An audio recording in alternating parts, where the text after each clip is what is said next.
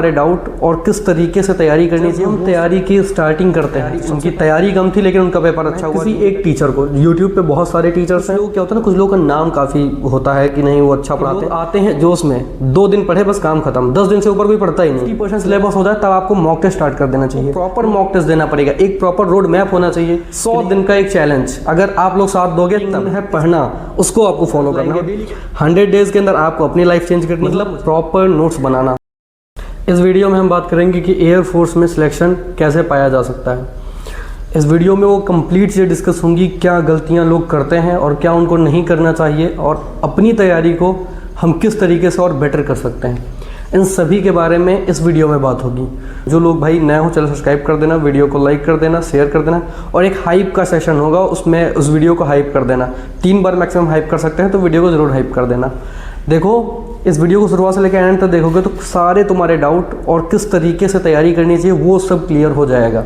ठीक है, देखो, जब हम तैयारी की स्टार्टिंग करते हैं तो सबसे पहले हम क्या करते हैं कि कभी कभी क्या करते हैं लोग कि सीधे सिलेबस करना शुरू कर दिए। नहीं, सिलेबस करने के साथ साथ आपको उसकी प्रैक्टिस करनी है।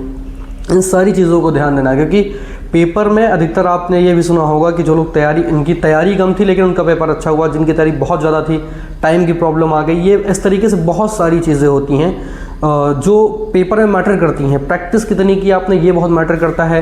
ये साथ में हम बात करें मॉक टेस्ट कब दें, वैसे मॉक टेस्ट का मैं एक अलग वीडियो प्रॉब्लम बना दूंगा जिसके अंदर कंप्लीट डिटेल में आपको पता चलेगा कि मॉक टेस्ट किस तरीके से देना चाहिए, कब देना चाहिए।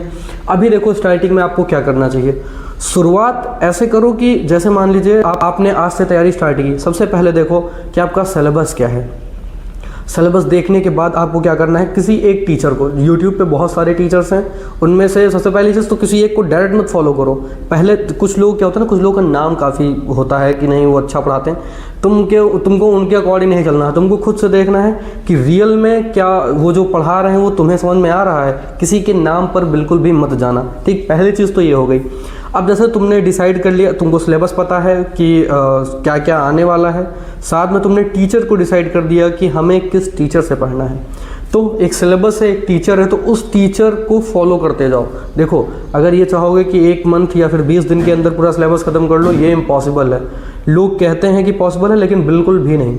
इसके लिए आपको प्रॉपर टाइम देना होगा। 2 से ढाई महीने तो आपको लगेंगे, और 3 से 4 महीने भी लग सकते हैं। वो आपके ऊपर डिपेंड है कि आप कितना टाइम देते हो, किस तरीके से देते हो।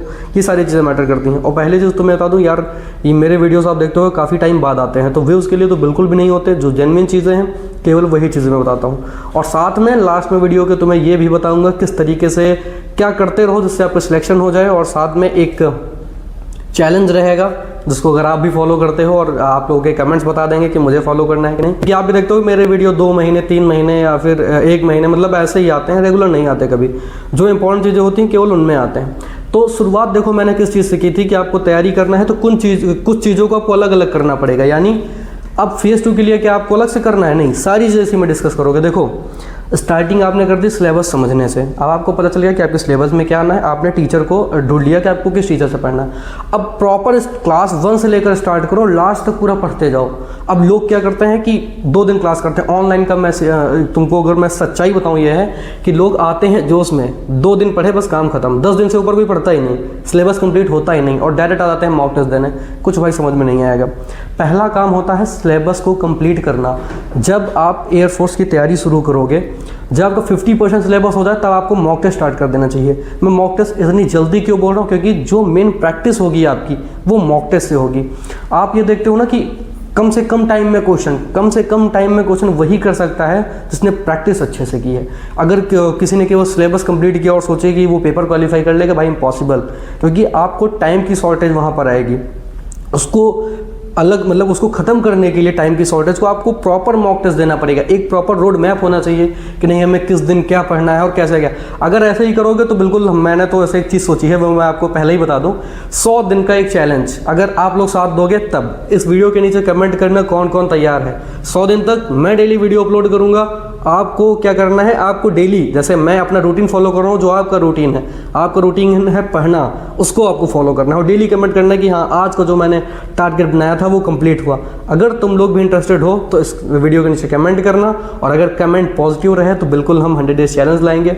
100 डेज़ के अंदर आपको अपनी लाइफ चेंज करनी है और मुझे अपनी। मतलब क्या है कि मैं यार एक रेगुलर वे में आना चाहता हूँ, क्योंकि कंसिस्टेंट बनना चाहता हूँ, ठीक है। तो उसको लेकर के अगर मैं अकेला नहीं बन सकता, लेकिन मुझे पता है कि अगर आप लोग सभी लोग साथ रहोगे तो हम और आप सभी लोग 100 डेज़ पूरा फॉलो कर सकते हैं। ये 100 डेज़ क्या केवल यूट्यूब के लिए है? बिल्कुल नहीं, ये पढ़ाई के लिए है, अपनी डेली लाइफ को बेटर बनाने के लिए, ठीक है। तो अब देखो इसमें आप अपने पढ़ाई पर आ जाते हैं। सबसे पहले तो आपने ऐसे सिलेबस कंप्लीट किया, सिलेबस पता चल गया, टीचर को आपने ढूंढ लिया, अब उस टीचर से पढ़ना स्टार्ट कर दिया। जब आप स्टार्टिंग से लेकर एंड तक उसी टीचर से पढ़ते हो, देखो काफ़ी सारे लोग ये भी गलती करते हैं, कुछ दिन एक अलग टीचर से पढ़े, फिर कुछ दिन एक अलग टीचर से। भाई हर टीचर का पढ़ाने का तरीका अलग होता है, किसी भी टीचर का सेम नहीं होता, चाहे वो उसी का टॉपिक है, उसी का सिलेबस क्यों ना पढ़ा रहा हो।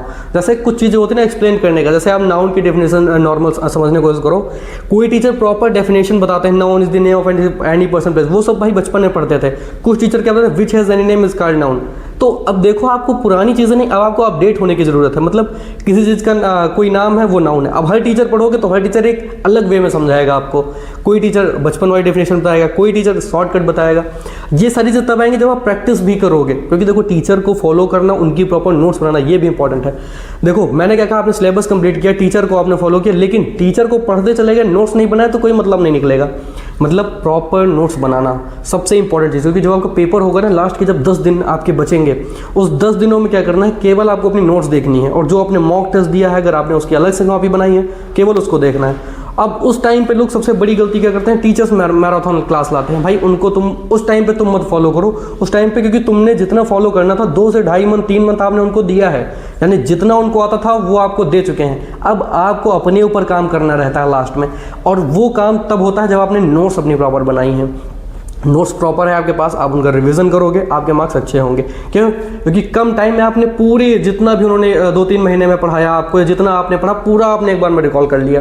तो ये सारी चीज़ें हैं। तो देखो एयरफोर्स की तैयारी का जो सबसे मेन, एयरफोर्स की तैयारी हो या फिर किसी भी चीज़ की तैयारी हो, मैं आपसे बताऊँ, उसका एक जो प्रॉपर रोड मैप होता है वो सिलेबस से स्टार्ट होता है और प्रैक्टिस पे खत्म होता है, या मॉक टेस्ट पे खत्म होता है। तो ये सारी चीज़ें आप फॉलो करो, और डेली मैं आपसे बताता भी रहूँगा कब क्या पढ़ना चाहिए। लेकिन अभी के लिए तो मैं बस इतना ही कहूँगा, शुरुआत करना सिलेबस से। अभी आपके पास 2 दिन मैं आपको दे रहा हूँ, 2 दिन के अंदर पूरा सिलेबस कंप्लीट करो, और साथ में उसके बाद के मैं कुछ दिन दूंगा जिसमें आपको टीचर को देखना है, कौन से टीचर से आपको पढ़ना है। तो अभी के 2 दिन मुझे ऐसा लगता है कि आप कंप्लीट जो भी आपके चैप्टर्स हैं उनके आप सिलेबस को देख लोगे। सिलेबस वैसे मैंने भी पहले चैनल पर डाला, चैनल पर देखोगे तो आपको वीडियोज़ भी उसकी मिल जाएंगी। और साथ में मैं क्या करता हूँ, तो चैनल पर चले जाना, देख लेना, मैंने जो आपको बताया 2-3 मंथ में वीडियोज़ आते हैं, तो वो चीज़ सही है कि नहीं खुद ही ट्राई कर लेना। और हाँ, जिस चीज़ पे वीडियो चाहिए वीडियो के नीचे कमेंट कर देना, मैं उस पर वीडियो बनाने की पूरी कोशिश करूँगा। और ये जो कंटिन्यू करना है कि नहीं 100 डेज चैलेंज, ये भी बताना। अगर करना है तो यस लिखना, नहीं तो फिर आगे देखते हैं कैसे क्या रहता है। लेकिन अभी के लिए तो मैं आपसे ये कहूँगा कि सभी लोग सबसे पहले सिलेबस देख लो, अपना सिलेबस को नोट डाउन करो एक प्रॉपर कॉपी में, या फिर हो सके उसका पूरा PDF निकलवा के अपने पास लगा लो, क्योंकि आपको क्या पढ़ना है वो सिलेबस होना चाहिए। आधे से ज़्यादा स्टूडेंट क्या करते हैं, उनको पता ही नहीं होता पढ़ना क्या है, कुछ भी आ रहा है वो पढ़ रहे हैं, ठीक है। इस तरीके से नहीं होता सिलेक्शन।